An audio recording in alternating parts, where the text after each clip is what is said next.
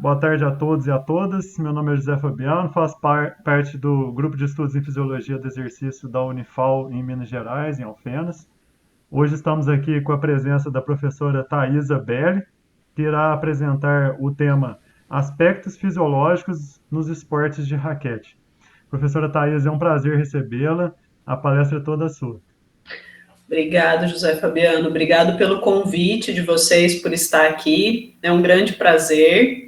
E eu fiz uma breve sequência de slides para meio que para dar um pontapé na nossa conversa, né? Para a gente poder falar sobre o assunto.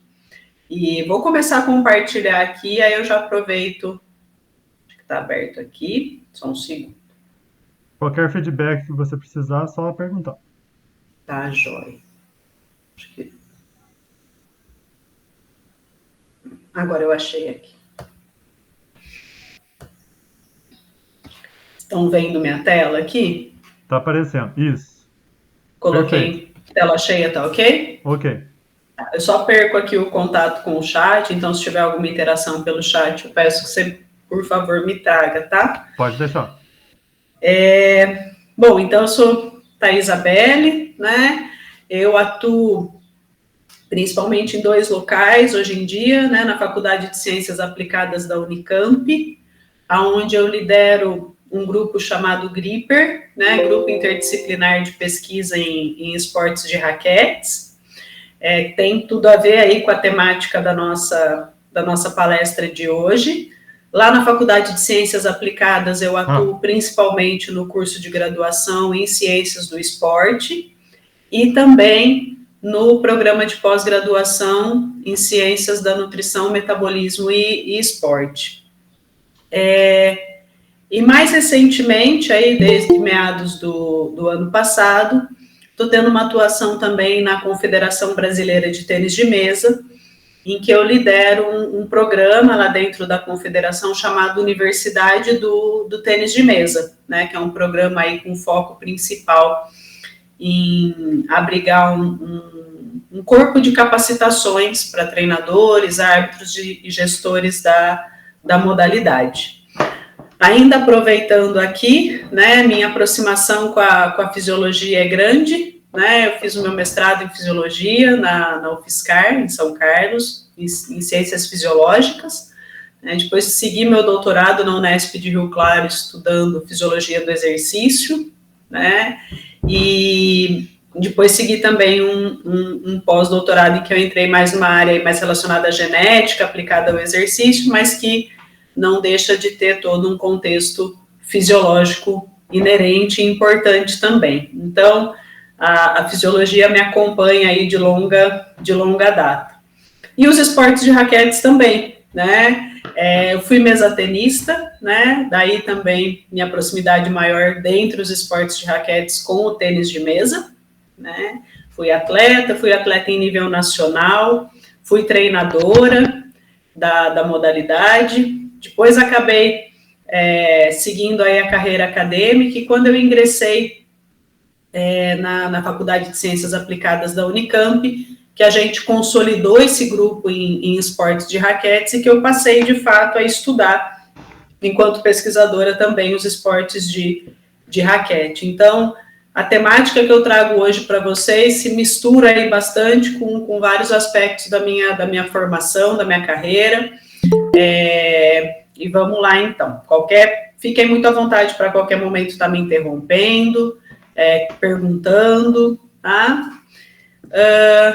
Primeiro, eu acho que quando a gente fala em esportes de raquetes, eu trago aqui nesse slide o que a gente chama do quarteto fantástico dos esportes de raquetes, né? A gente tem o quarteto fantástico dos esportes como um todo, né? E dentro dos esportes de raquetes a gente também tem um quarteto fantástico. Então, as 4 principais modalidades de raquetes são o tênis de mesa, né? Que vocês podem ver aqui embaixo. No quadrante aqui superior, o badminton, para aqueles que não têm tanta familiaridade, né, com essas modalidades. Aqui, o tênis, que eu acho que é a modalidade mais conhecida aí dos esportes de raquete, e o squash, né? Então, quando a gente fala das 4 principais modalidades, as modalidades de raquetes que são mais estudadas, a gente está falando dessas 4, né? A diferença aqui, basicamente, é que a gente tem, dentre essas 4 modalidades, 3 que são com rede divisória, né? No caso do tênis de mesa, o badminton e o tênis, né? Você tem que, durante a disputa dos pontos, a bolinha tem que transpor uma rede, né? O que traz características bastante similares entre essas modalidades, muitas vezes. E o squash, que traz uma lógica um pouco diferente, porque ele não tem a rede divisória. Na verdade, ele apresenta paredes, tanto a parede de fundo como as paredes laterais, como paredes de rebote. Então, a disputa dos pontos acontece por meio da bolinha, alcançando essas paredes de rebote e voltando alternadamente para os oponentes. Há pouco, quando a gente estava aqui conversando um pouquinho antes de dar início à palestra, mencionamos ainda um esporte muito em alta, né, principalmente nesse período que vivemos da pandemia, que é o beach tênis, né, e eu digo ainda para vocês que existe muitos esportes de raquetes para além desses 4, e mesmo se a gente incluísse o beach tênis aqui, né, vocês fizeram durante a divulgação da palestra, foi comentado aí que eu recentemente organizei um livro chamado Esportes de Raquetes, né, junto com um grande amigo que é o professor João Guilherme Chiminazo, e nesse livro em específico tem um capítulo chamado A Universalidade dos Esportes de Raquetes, e nesse capítulo a gente é capaz de elencar mais de 20, eu estou até com o livro em mãos aqui, depois eu olho para vocês na hora que a gente estiver no bate-bola, quantos esportes de raquetes tem elencados aí, eu não lembro de cabeça, mas são muitos ao redor do mundo, para além desse quarteto fantástico que eu estou trazendo aqui, tá? Mas é importante a gente ter clareza que, agora que eu vou entrar aqui especificamente para falar dos aspectos fisiológicos, o que a gente tem mais de literatura é sobre esses 4 esportes. Então, eu uso como base também para essa palestra um capítulo que também está nesse livro, que são os aspectos fisiológicos dos esportes de raquete, em que a gente se debruçou sobre essas características, principalmente nesses quatro esportes, tá? E daí, eu acho que um primeiro ponto fundamental para compartilhar com vocês, já fazendo uma conexão direta aí com a fisiologia, é pensar qual característica que esses esportes têm.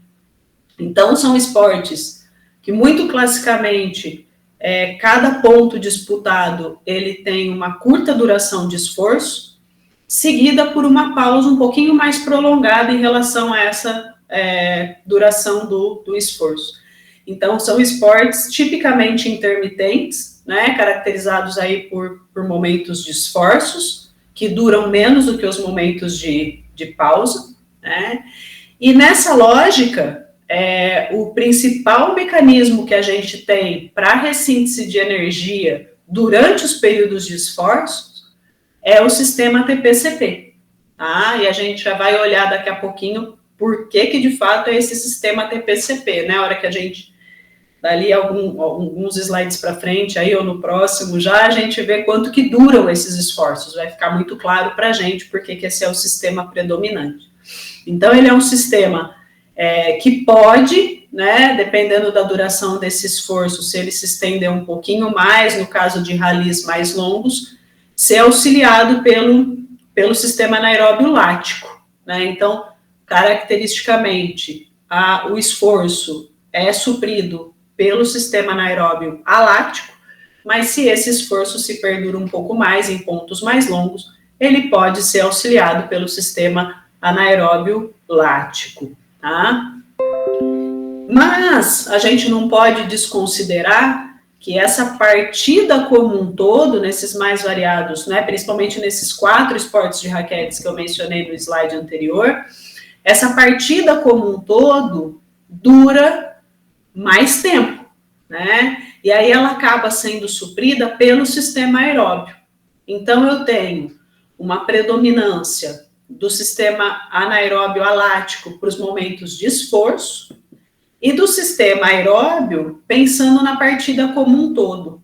E também, algo que muitas vezes não é olhado tão a fundo, mas que é extremamente importante, é que esse sistema TPCP, a ressíntese dele, o restabelecimento dos estoques da creatina fosfato, se dá por meio do sistema aeróbio.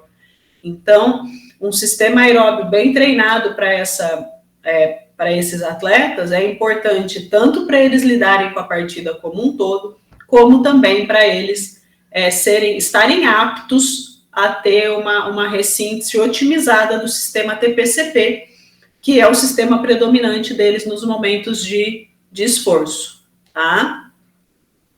E daí, já entrando para valores numéricos, para a gente entender aí esses períodos de esforço e esses períodos de pausa, a primeira coisa que a gente faz quando a gente vai analisar aí os aspectos fisiológicos dos esportes de raquetes, e aí, como eu disse, estou focando aqui nos 4, né? Tênis de mesa, tênis, badminton e squash, é ver quanto que dura cada ponto, né? Dentro desses esportes. Então, são valores médios, né? Resgatados aí da literatura a partir de um corpo de autores, tá bom? Então, a gente tem aí no tênis de mesa, em média, os ralis durando 3,3 segundos, cada ponto disputado dura 3,3 segundos. No tênis, esse valor médio está em 7,5 segundos. No badminton, esse valor passa de 5,5 a 6,4 segundos. Já no squash, essa lógica aumenta um pouquinho aqui, né? Já vai para 18,6 segundos. Já vou comentar um pouquinho sobre isso já. E aí, como eu havia mencionado, são momentos curtos de esforço, intercalados por pausa um pouquinho maior do que esse período de esforço, né? Então, no caso, as pausas no tênis de mesa, eu coloquei 2 valores aqui, valores de 8,1 segundos. Esses valores foram encontrados em jogadores de nível nacional, brasileiros, né? Um estudo feito aqui no Brasil, e valores de 18,6 segundos em jogadores internacionais, de nível internacional. Então, esse tempo de pausa, uma das coisas que eu coloquei aqui, pode ser influenciado pelo nível do jogador, né? No tênis, esse tempo de pausa em 16,2 segundos, no badminton, 11,4 a 13 segundos, e no squash, 8 segundos. A partir desses valores, a gente pode equacionar aqui uma razão entre o esforço e a pausa. E, via de regra, essa razão, esforço e pausa, para o tênis de mesa, tênis e badminton, fica no entorno de 0,2 a 0,5. Né? Eu divido o tempo de esforço pelo tempo de pausa. E aí eu deixei em grifo, em negrito aqui no squash, porque se a gente observar, ele tem uma lógica diferente do tênis de mesa, do tênis e do badminton. Porque essa razão, esforço e pausa aqui no squash está da ordem de 2,4. Isso fica evidente, né? Porque a gente tem um maior tempo de rally comparado ao tempo de pausa. Muito provavelmente, a gente atribui essas diferenças no squash justamente pela diferença que eu mencionei lá no slide, que estavam as fotos dos 4 esportes de raquetes, né? A lógica do squash é um pouco diferente. Eu comentei aqui antes da reunião também, e sempre ao final do ano, nosso grupo de pesquisa faz uma confraternização. Ano passado não teve por conta da pandemia, esse ano a gente está esperançoso em fazer a nossa confraternização, e a gente sempre vai jogar alguma modalidade de raquete. E a gente tem uma das integrantes do grupo que é jogadora de squash. Então, em um dos momentos de confraternização de grupo, a gente foi jogar squash. Eu brinco que eu estou procurando a bolinha de squash até hoje, né? Porque, de fato, eu venho do tênis de mesa e é uma lógica bem diferente, a bolinha rebater na parede e voltar, né?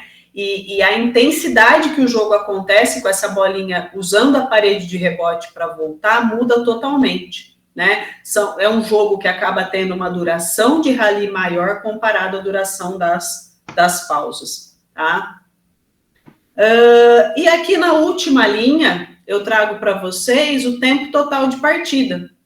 Então, a gente pode observar tempos totais de partida de 20 a 70 minutos no tênis de mesa, de 22 a 38 minutos no badminton e de 20 a 30 minutos no squash, tempos parecidos, né? Já tempos bem maiores aí para as partidas de tênis, né? Valores médios aqui também, a gente sabe que tem partidas que podem chegar até tempos maiores que esse, mas valores aí da ordem de 85 a 160 minutos, tá? É importante considerar também, ao olhar para essa tabela, que ela não é uma receita de bolo, né? Não são valores absolutos. E aí eu fui colocando aqui algumas questões que podem impactar nesses valores. Então, já falei, por exemplo, do nível do jogador. Então, já foi observado aqui no tênis de mesa que quanto maior o nível desse jogador, ele competindo em nível internacional, a duração da pausa entre os pontos é maior, comparado a jogadores que competem em nível nacional. O estilo de jogo pode impactar também a duração dos ralis, por exemplo, né? Jogadores no tênis de mesa mais defensivos, ou jogadores de fundo de quadra no tênis, podem ter tempos de ralis mais longos, né? E um outro estudo interessante, feito tanto no tênis de mesa como no badminton, né, são 2 estudos, na verdade, mostram que as fases da competição também podem impactar nessas características temporais de jogo, né, de maneira que a duração dos ralis fica mantida, mas essa duração das pausas entre os ralis vai ficando aumentada à medida que as fases da competição vão evoluindo, né? Então, comparado à fase de grupos, comparado às fases já de playoffs, de semifinais, quartas de finais, semifinais e finais, né? Tudo isso leva a gente, por exemplo, a pensar que jogadores mais experientes, ou mesmo quando estão entrando em fases de jogos dentro de uma competição mais decisivas, exploram mais os momentos de pausa entre os ralis, entre os pontos. Exploram mais para, possivelmente, se concentrar melhor, para pensar melhor na próxima jogada, em alguns momentos para esfriar o jogo, né? Mas esse momento de pausa é mais explorado quanto mais experiente o jogador ou quanto mais as fases da competição vão evoluindo. Tá? Até aqui, alguma consideração, comentário? Senão eu vou engatando uma primeira aqui, vou falando sem parar, né? Mas queria ouvir de vocês. Querem perguntar alguma coisa, comentar? Fiquem à vontade. Tudo bem, Thaís. Se alguém tiver alguma consideração, pode ficar à vontade.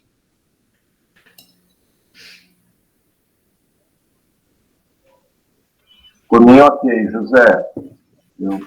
Então, vamos seguindo aqui. Qualquer coisa me interrompam, tá bom? Tá, joia. Bom, e aí eu trago para compartilhar com vocês um estudo que a gente publicou, em que a gente fez uso dessas características de estruturas temporais de jogo no tênis de mesa para desenvolver um teste.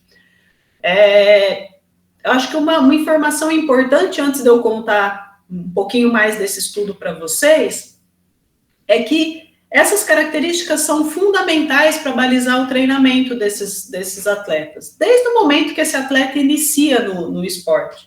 É muito importante você entender que o esporte acontece, os esportes de raquetes, esses 4 esportes que a gente está elencando aqui, de maneira intermitente, né? Com períodos curtos de esforços, seguido por momentos de pausa. Desde o momento que você começa a ensinar essa criança ou esse adulto a jogar. Então, essas características têm que estar presentes durante o ensino, durante o treinamento desses esportes de raquetes.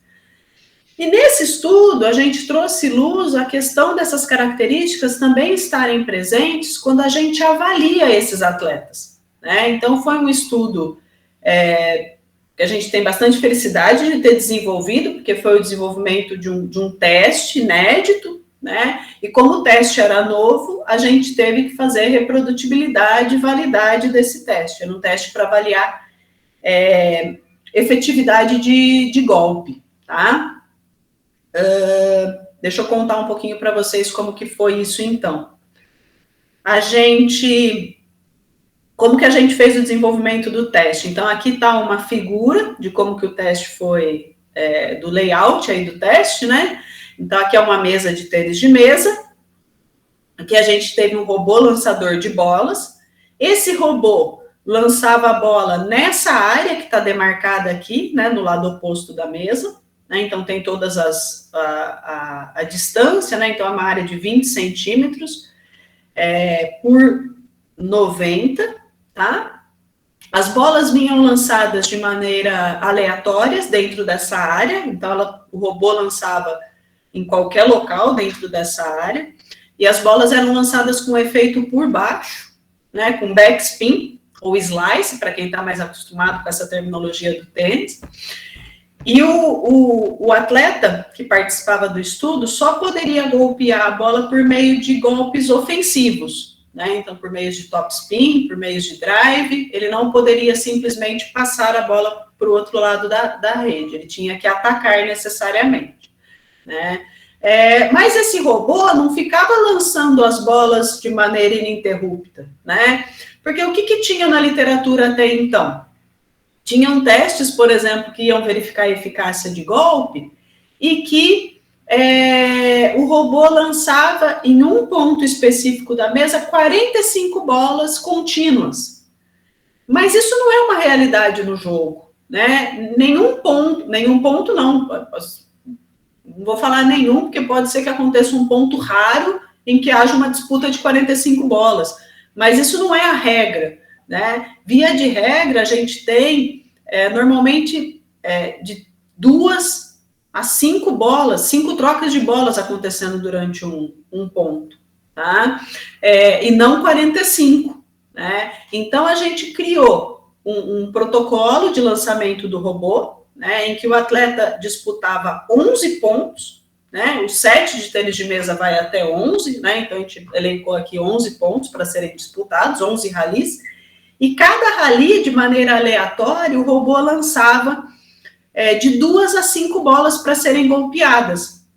E o jogador não sabia também se naquele rali iam ser 2, 3, 4 ou 5 bolas que ele ia ter que devolver, tá? Então, é um teste que realmente buscava mimetizar o ponto. E a gente fez isso pautado num estudo de Zagato, um grande colega e grande pesquisador nessa área, né, o professor Alessandro Zagato, que tinha trazido informações para a gente de tempo de duração dos ralis, né, de número de bolas que estão contidas nesses ralis, e aí também a razão, esforço, pausa também foi respeitada durante esse teste, né? Então, a gente seguiu uma razão de esforço, pausa da ordem de 0,5, né? E de maneira que se eram lançadas 2 bolas, eles ficavam determinado tempo em intervalo, se eram lançadas 3 bolas, ele ficava um tempo proporcional, seguindo a razão de esforço e pausa, tá? E em pausa,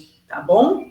Então, a gente levou em consideração o número de bolas, duração do rali, dentro do rali, e intervalo entre as bolas para ser executado o teste. As áreas do outro lado da mesa, aqui da área do robô, um estudo anterior tinha validado essas áreas como áreas estratégicas para golpear a bola de tênis de mesa, então a gente trouxe isso da literatura, né? E os atletas, se eles acertavam o golpe nessas áreas, eles pontuavam 2 vezes, se acertavam a bola na mesa, eles pontuavam 1 vez, que era a precisão que a gente avaliava durante o teste, e se errava, não fazia ponto nenhum. E também a gente fez a filmagem, né, por meio dessas 3 câmeras, durante todo o teste, e verificou a velocidade que a bolinha era golpeada pelo atleta.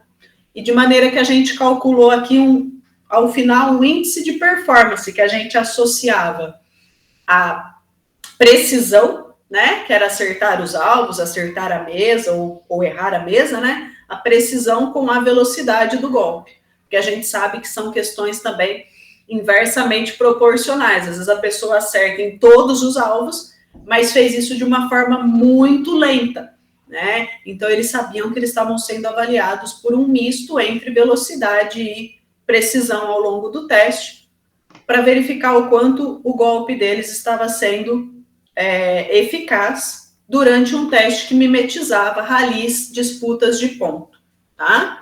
Então, esse foi o desenvolvimento do teste, e as figuras subsequentes mostram os critérios que a gente validou o teste.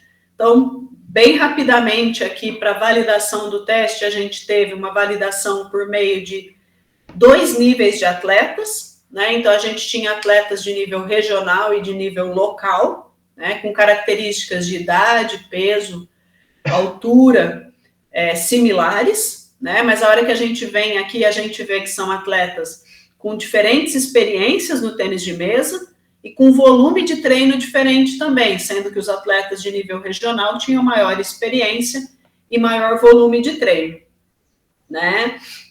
Então, a gente pode verificar que os atletas de nível regional tiveram uma melhor performance no teste, como a gente colocou o índice de performance, que associava eficácia com velocidade de bola, né?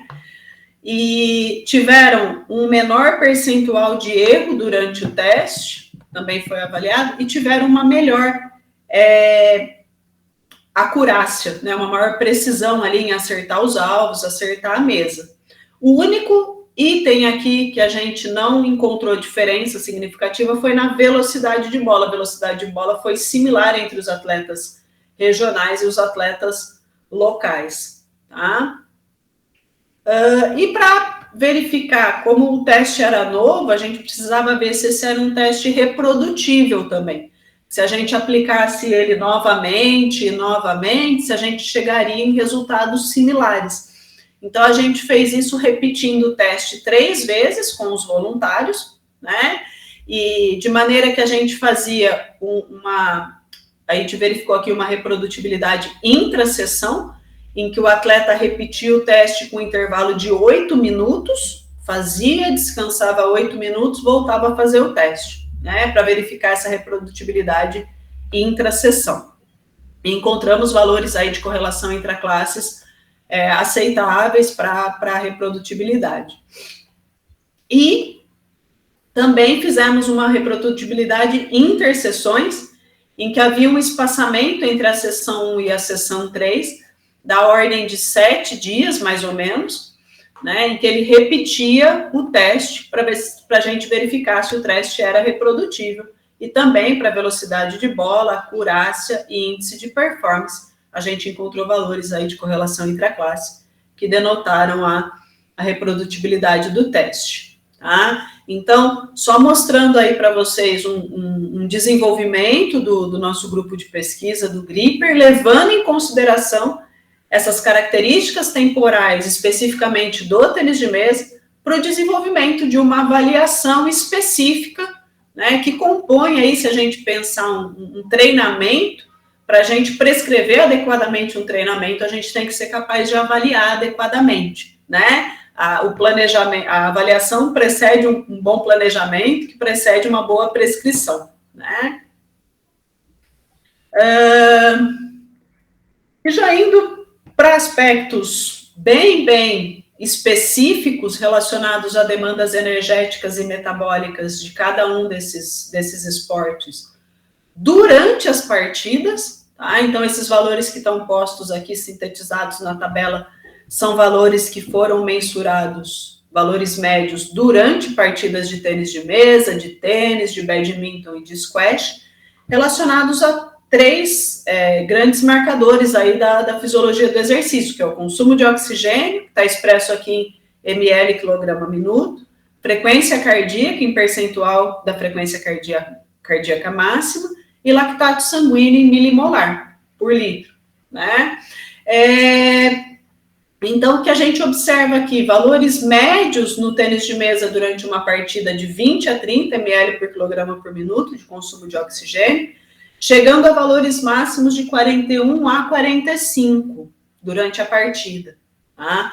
Esses valores não são muito diferentes do que é observado no jogo de tênis, tá? Valores no entorno de 29, com valores máximos de 48. Mas se a gente observar aqui essa mesma realidade para as partidas de badminton e de squash, a gente já encontra valores maiores em partidas de badminton, da ordem de valores médios, da ordem de 46 a 58 no badminton e 55 no squash. E a gente vai perceber que essa demanda energética e metabólica maior no badminton e no squash comparado ao tênis e ao tênis de mesa também é observada aqui quando a gente vê os valores de frequência cardíaca em relação ao percentual da frequência cardíaca máxima, né? No badminton e no squash, durante as partidas, a gente tem os jogadores alcançando aí valores na ordem de 90% da frequência máxima, 92% no squash.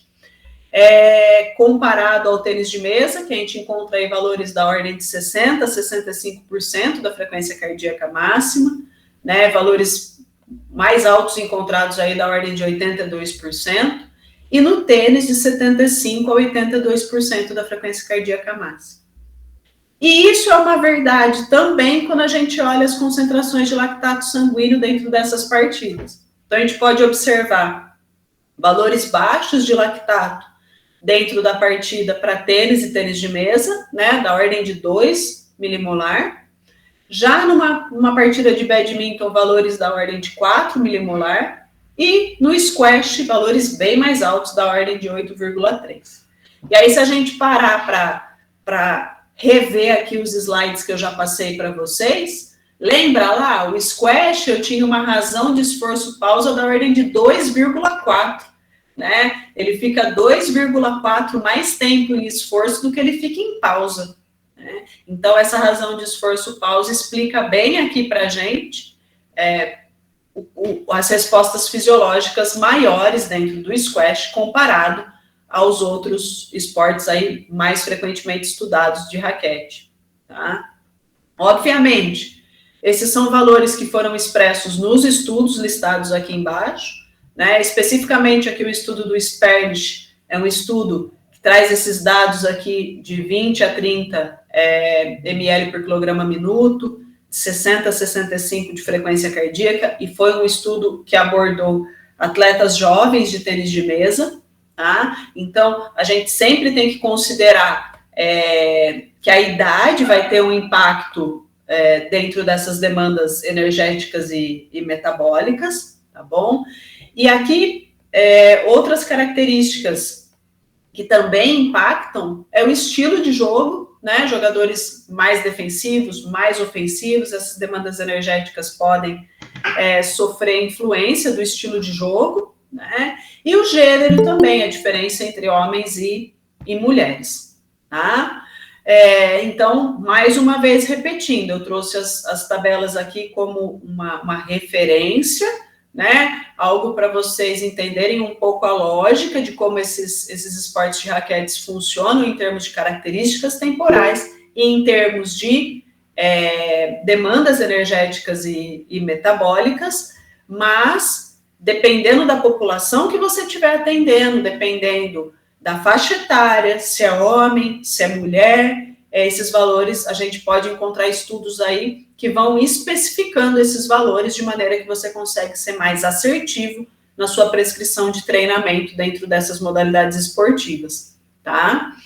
E outra também, depois que a gente consolidou o capítulo do livro, eu participei de uma banca de mestrado, hoje de um colega, ele atua comigo na Confederação Brasileira de Tênis de Mesa, que estudou essas características temporais em jogadores paralímpicos de tênis de mesa, né? Então, se a gente incluir aí as classes paralímpicas, eu abro um outro leque de variações que a gente pode encontrar em relação às características temporais e a essas demandas energéticas e metabólicas, tá?